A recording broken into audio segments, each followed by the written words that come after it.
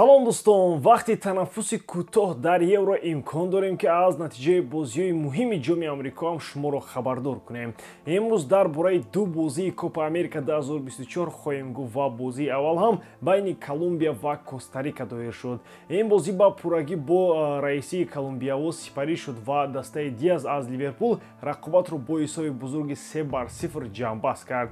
лайки қиматбои худро гузоред, мо аз навигариҳои футбол ва натиҷаи бозиҳо қариб ҳар рӯз гап мезанем. марҳилаи гурӯҳии чемпионати Аврупо ба охир расид. Акнун вақти бозиҳои ба нокаут равон кардан фаро расид. Вохӯрии аввалини плей-офф ба мо бархурди Швейтсария ва Италия медиҳад. Ин дастаҳо мунтазам дар мусобиқаҳои гуногун бо ҳам вомехӯранд ва аз рӯи бархурдҳои сарбасар интихоб кардани фаворит хеле душвор аст. Аз 6 бозӣ 5 бозӣ мусовӣ анҷом ёфтааст. Оё дастаҳо ин тамоюлро шикаста метавонанд ё онҳо чунон баробар мувофиқанд ки дар вақти асосӣ дигар ғолиб пайдо намешавад. тамошои рақобатро бо 1x ҷолибтар гардонед. Дар он ҷо регистратсияи осон, пур кардани маблағ аз тамоми гӯшаву канори дунё, вале аз ҳам муҳим бонус то ҳаҷми 8000 сомонӣ дар аввалин пардохт бо промокоди AMG 0777 ссылкаи бозӣ дар комментарияи ин видео. хубии кор барои костаригаҳо он аст ки аз 17 зарбаи бачаҳо аз Колумбия танҳо 5 зарбаи рост буду фақат 3 гол шуд. худи Коста-Рика бошад аз 5 зарба дар 90 дақиқа ҳатто лоиқи 1 зарбаи ростам нашуд. Колумбия дар ин бозӣ аз кулли ҷиҳатҳои омурӣ нисбати Коста-Рика бартарӣ дошт ва ба таври арзанда ба ин пирӯзии бузург расид. баъди ин пирӯзӣ дар бозии даври дуюми гурӯҳи Д, мунтахаби Колумбия бо 6 гол ба зинаи аввал баромад ва худро он ҷо роҳат эҳсос мекунад, зеро дастаҳои дигаре ба мисли Бразилия ба қавли маризанд. Даромади гап, саҳари барвақти имрӯз бозии Бразилия ҳам доир шуд ки дар бораи он ҳатман бароятон хоҳем гуфт. дар бозии Колумбия бошад голҳои Диас, Санчес ва Кордоба барои ин тим 3 холи навбатӣ оварданд.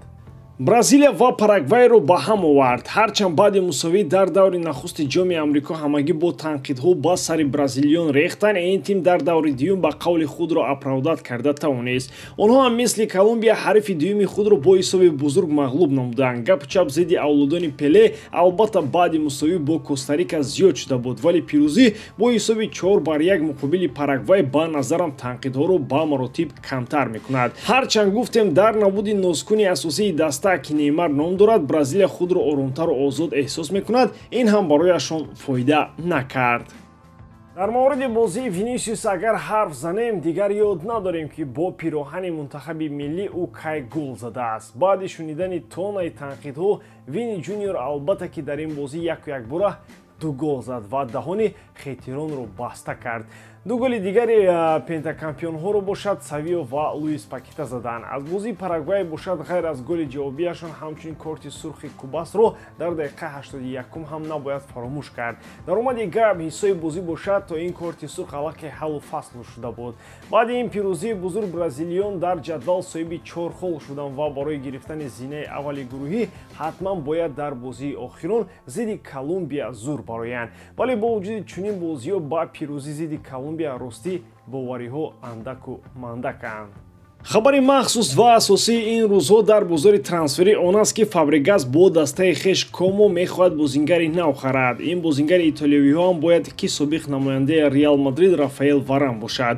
Комо ҳам ба умеди пурқувваткунии ҳайят ба Варани таҷрибадор таваҷҷӯҳ кардааст, зеро худи Варан ҳам баъди рафтанаш аз МЮ айни ҳол бекору бозингари озод аст. дастаи Комо бошад аз рӯи натиҷаҳои мавсими қаблӣ аз серияи Б ба серияи А омада буд. чӣ тавре медонем, аз барои чунин прогресси Комо бисёриҳо собиқ бозингари Барсаву Арсенал Сес Фабрегасро таърифу тавсиф мекарданд. акнун бошад Фабрегас ба умеди баромади муваффақ дар дивизиони олии футболи Италия мехоҳад нерӯҳои навро шомили тим кунад.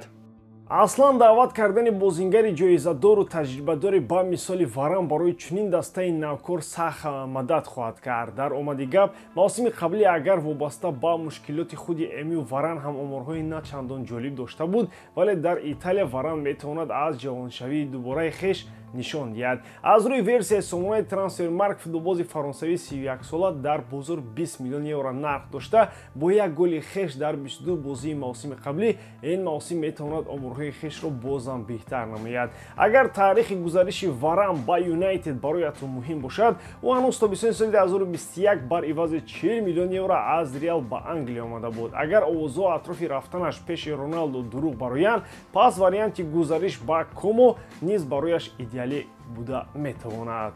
Як гапи иловагӣ аз олами трансфери он аст ки Реал Мадрид барояш дар бозор як дифоъгари нав таги чашм кардааст. Ин ҳам Рикардо Калафиори аз Болония аст ки бар зами доштани мавсими муваффақона дар серия А, боз дар Евро ҳам бозиаш барои ҳамагон писанд аст. Аллакай дар се бозии даври гурӯҳӣ Спалетти ӯро чун бозингари ҳайати асосӣ истифода бурда, касе нисбати бозиаш сахт претензия накарда буд. Баръакс ҳама аз бозии аълояш таъриф мекарданд ва бисёриҳо ҳатто ӯро Малдини нав мегӯянд. Хулас ки ин бозингар беҳуда ба мадридиён писанд омада, зеро дастаи Дон Карло тарафи ҳар кас нигоҳ намекунад. Дифоъгари 27 сола аз рӯи тахминҳои трансфермаркт 30 миллион евро нарх дорад. мавсими қаблии серия ӯ 33 бозӣ доир кард, 10 гол зад ва 2 ассист анҷом дод. Ин албатта оморе гардид ки дар баробари натиҷаи хуби даставӣ ҳамагонро ба ваҷд овард. Рикардо Калафиори пеш аз омадан тариқи иҷора ба Болония бозингари Ювентус буд ва дастаи Болония бошад, ӯро ҳанӯз соли 2019 баъди анҷоми муҳлати иҷоравӣ бар ивази 15 миллион евро харидорӣ карда буд. мавсими қаблии бошгоҳи дақиқтар соли 2024 барои зодаи минтақаи Асколи бо барор аст ва агар ба Реал ҳам наравад, аллакай овозаи таваҷҷӯҳи Реал худ барояш мотиватсияи бештар дар миён мегузорад. ба ҳамин тамом боридарам ки эҷодкории ман ба шумо писанд меояд. Лайк, комментария ва дар канал обуна шуданро аз ёд набароред. бо шумо мисли ҳар вақта Муҳаммад Гаиров. хай бародарон, дар паноҳи Аллоҳ.